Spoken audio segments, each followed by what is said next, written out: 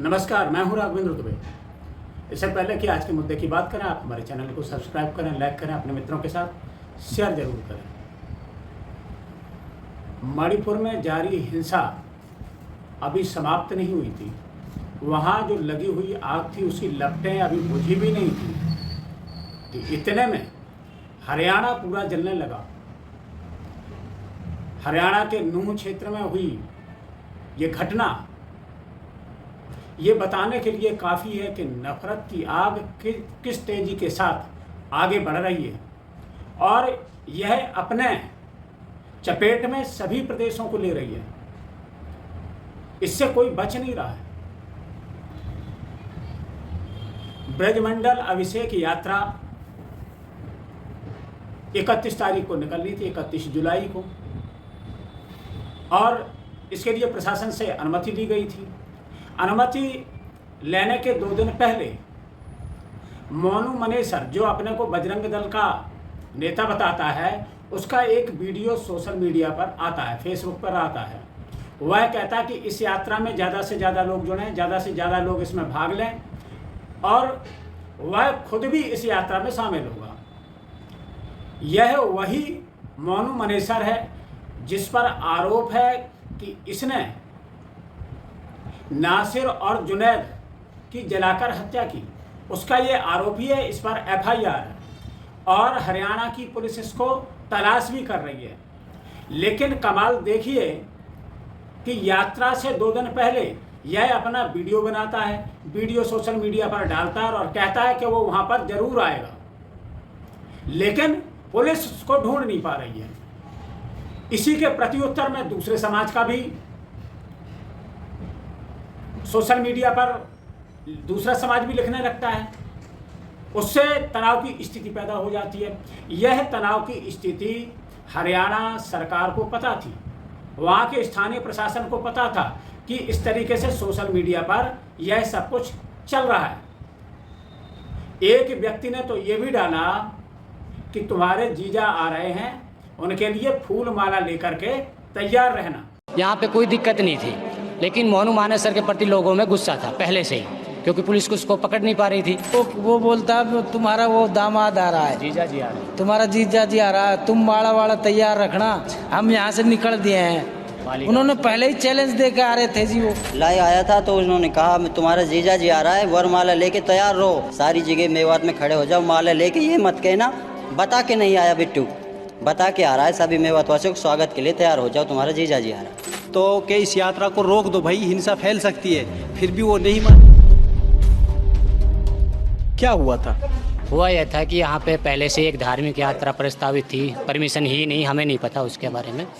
तो उन्होंने एक मोनू मानेसर है जो पहले से ही पुलिस का वांटेड भी है, और नासिर जुनैद जो था जिसको जिंदा जलाया जनवरी में जो मैटर हुआ था, उसके लिए वो पहले से ही पुलिस का वांटेड है। उसने एक वीडियो डाला पहले से ही, अब मैं मेवात आ रहा हूँ और सभी को उसमें आना है। मतलब उन्होंने सभी को, अपने बजरंग दल वाले हिंदू भाइयों को उन्होंने इनवाइट किया था, आप सब लोग इसमें भाग लें। यहाँ पे कोई दिक्कत नहीं थी, लेकिन मोनू मानेसर के प्रति लोगों में गुस्सा था पहले से ही, क्योंकि पुलिस उसको पकड़ नहीं पा रही थी। तो फिर उन्होंने जो वीडियो डाला तो लोगों में गुस्सा था। जैसे बजरंग दल वाले यहाँ आए नूह से, उन्होंने शुरू, तब तक कुछ नहीं था। जैसा बता रहे हैं, हम वहाँ मौजूद तो नहीं थे नूह में, क्योंकि उन्होंने हुड़दंग शुरू किया। उनके हर के पास हथियार बताए गए, तलवारें थी और नारे तो थे ही, जो आजकल चल ही रहा है। हमारे यहाँ गांव से भी जैसे वो निकल के जा रहे थे, तो हमें जैसे यहाँ बैठे तो लोग देख के वो नारेबाजी शुरू कर रहे थे। तो हम यहाँ सभी ये था कि भाई भाईचारे से निमट जाए, कोई नहीं, एक दिन का है, निमट जाएगा। तो उसके बाद वो निकल गए, यहाँ किसी ने कुछ नहीं कहा।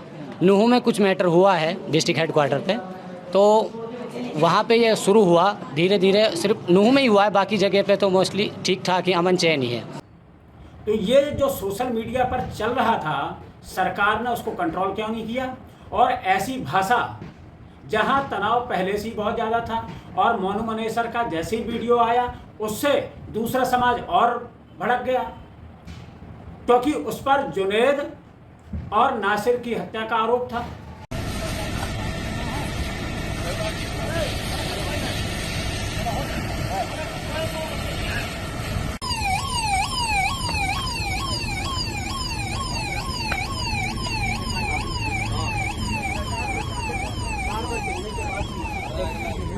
पर वीडियो डालने से उसने यह आग में घी डालने का काम किया। लेकिन शासन प्रशासन के पास समय था, 2 दिन पहले उसने वीडियो डाला, शासन प्रशासन उस पर सतर्क हो सकता था, लेकिन शासन प्रशासन ने कुछ भी नहीं किया। वह सिर्फ आराम से बैठा रहा हाथ पे हाथ रखे, और उसकी परिणति यह हुई कि वह जब यात्रा शुरू हुई उसमें एक बड़ी संख्या उसमें जुड़ी, और उस यात्रा का था कि वह नल्हड़ मंदिर से नूह के वहाँ से यात्रा शुरू होकर के, और वह जो भी उस क्षेत्र में मंदिर पड़ते हैं वो सब जगह उस मंदिर में जाएगी, और श्रृंगार मंदिर पर जाकर के उसका समापन होगा। लेकिन जैसी भीड़ जाती है, भीड़ के पास भी तलवार थी, उनके पास भी हथियार थे, और उन्होंने आपत्तिजनक नारे लगाने शुरू किए। और आपत्तिजनक नारे लगाने के बाद दूसरे तरफ से भी पथराव शुरू हो गया, हमला शुरू हो गया, और हमला इतना भीषण हुआ हो गए, एक दूसरे के खून के प्यासे हो गए। और इस पूरी हिंसा में 6 लोग मारे गए, जिसमें 2 होमगार्ड भी हैं। इसी हिंसा ने नूह से लेकर के सोहना में जहां तमाम गाड़ियां जला दी गईं, जहां सिलेंडर जला दिए गए, दुकानें जला दी गईं, और वो हिंसा ने गुरुग्राम को भी अपनी चपेट में ले लिया। ये वही गुरुग्राम जहां सरकार बताती है विदेशों में जाकर के ये आईटी हब है, लेकिन उसी आईटी हब में इंटरनेट बंद हो गया। इतना उपद्रव हो गया कि एक मस्जिद में आग लगा दी गई, इमाम की हत्या हो जाती है। तो दोनों तरफ से ही क्रिया और प्रतिक्रिया हुई, जिसके फलस्वरूप यह हिंसा इतने भयानक रूप में पहुंच गई।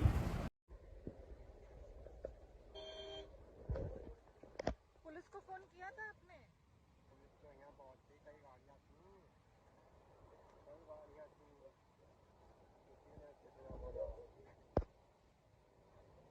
पुलिस के सामने किया ये?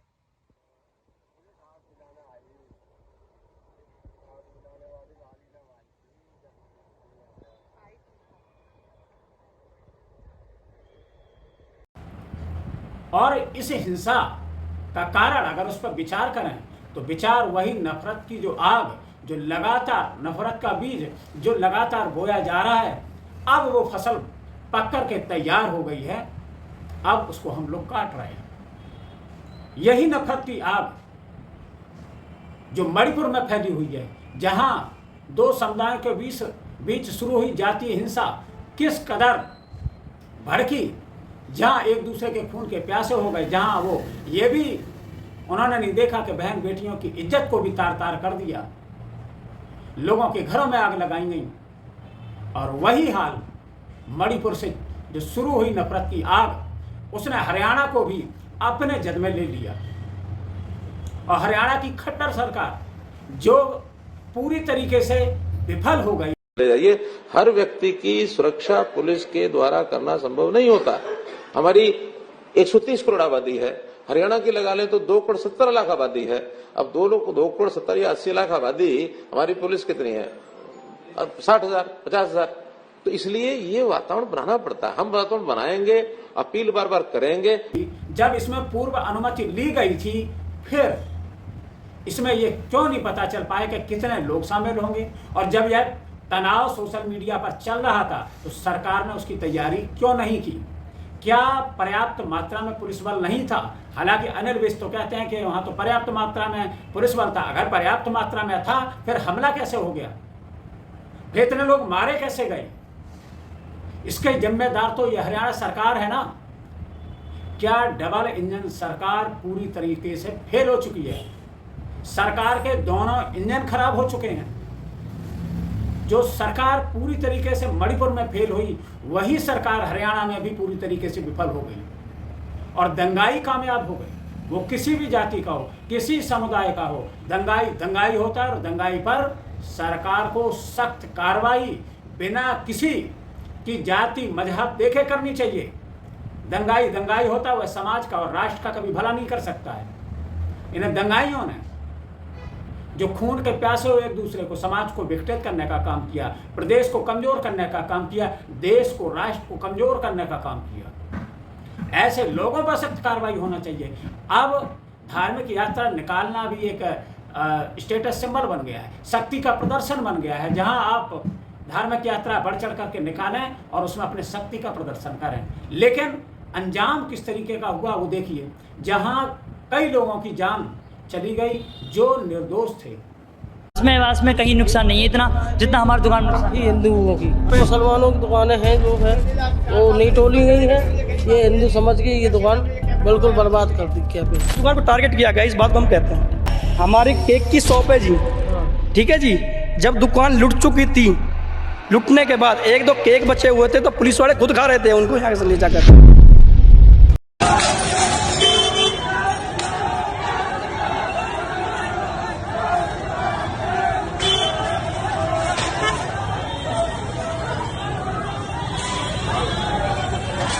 एक युवा जिसकी उम्र कोई 22 साल होगी, जिसके पिता दिहाड़ी मजदूर थे, 1 साल पहले ही बजरंग दल में शामिल हुआ और वह भी इस यात्रा में शामिल हुआ। शेख उसका नाम था और वह पानीपत से आया था, वो भी इस यात्रा में मारा गया। नफरत देखती नहीं है कि सामने वाला कौन है, नफरत तो सिर्फ और सिर्फ एक दूसरे की खून की प्यासी है। तमाम आप चैनल देख रहे होंगे, गोदी मीडिया जिसे आजकल नाम दिया हुआ है, वो नफरती चैनल जो नफरत बोल रहे हैं। शाम को जिस तरीके से डिबेट की मंडी लगती है और उस डिबेट की मंडी में एक टॉपिक, एक बैनर लगाया जाता है नफरत का, फिर उस नफरत के बैनर पर तमाम चर्चा करने वाले लोग आते हैं और उसमें निकल के जब मंथन होता तो विष ही निकलता, उसमें अमृत निकलता ही नहीं। और जब ये लोग रोज नफरत का बीज बोने का काम कर रहे हैं तो फिर काटने को भी नफरत ही मिलेगी। डिप्टी सीएम दुष्यंत चौटाला ने हालांकि इस पर कहा कि जो आयोजक थे उन्होंने पूरी जानकारी इसमें नहीं दी। अगर उन्होंने जानकारी दी होती तो पुलिस व्यवस्था वैसे होती। हालांकि अनिल विज कह रहे हैं कि पुलिस व्यवस्था पूरी थी। अनिल विज ने एक तरीके से मोनू मनेसर का भी बचाव किया है। उन्होंने कहा कि मोनू मनेसर ने मैसेज डाला था, वो डाला था, लेकिन उसमें मैसेज में ऐसा कुछ नहीं था, उसने हिंसा भड़काने के लिए कुछ नहीं कहा। तो जांच से पहले ही क्लीन चिट दे देना। मैं तो सरकार से यही अनुरोध करूंगा कि सरकार निष्पक्ष होकर के इस मामले की जांच कराए। दोषी कोई भी हो जो जिसने भी इस सामाजिक सद्भाव को तार तार करने की कोशिश की, ऐसे व्यक्तियों पर सख्त से सख्त कार्रवाई होनी चाहिए। दिख रहे थे गलतियां दोनों तरफ से की गई, ऐसा नहीं एक तरफा गलती हुई, दोनों तरफ से गलतियां हुई, जिसका अंजाम उन निर्दोष लोगों को भी भुगतना पड़ा जिनका कोई दोष नहीं था। वो भी इस जद में आ गए, क्योंकि नफरत की आग जब फैलती है तो वो कोई घर नहीं देखती। वो हिंदू का है, मुस्लिम का है, सिख का है, ईसाई का है, उसका काम है जलाना और वही जलाने का ही काम करती है। राहुल गांधी ने कहा कि भाजपाइयों ने पूरे देश में नफरत का कैरोसिन छिड़क रखा है और इस नफरत के कैरोसिन से चारों तरफ आग लगी हुई है। केवल मोहब्बत ही ऐसी चीज़ है जो इस नफरत की आग को बुझा सकती है। बिल्कुल सही कहा कि ऐसे में मोहब्बत की बहुत ज़रूरत है। जहाँ इतनी नफरत हो रही है वहाँ मोहब्बत से ही इस नफरत की आग को ख़त्म किया जा सकता है। फिर मिलेंगे किसी नए मुद्दे के साथ, लेकिन इस संदेश के साथ कि हमारे भारत देश को कमज़ोर न करें। यह सभी धर्म, वर्ग, जाति, समुदाय, रंग, रूप सबसे बना हुआ एक प्यारा गुलदस्ता है। यह प्यारा सा बगीचा है जिसमें हर तरह के फूल हैं, अलग अलग रंग के फूल हैं, अलग अलग खुशबू के फूल हैं, अलग अलग धर्म के लोग रहते हैं, अलग अलग वेशभूषा के लोग रहते हैं। ऐसे में सब मिलकर के रहेंगे तो देश इस विश्व में विश्व गुरु बनेगा। लेकिन अगर यही हालत रही तो हमारी पूरी दुनिया में नाक कट रही है कि जहाँ नफरत इतनी फैली हुई है, जहाँ भाई से भाई लड़ रहा हो। ऐसे में मोहब्बत की बहुत ज़रूरत है, आपसी सद्भाव की बहुत ज़रूरत है। फिर मिलेंगे किसी नए मुद्दे के साथ, तब तक के लिए दीजिए इजाज़त। जय हिंद, जय भारत।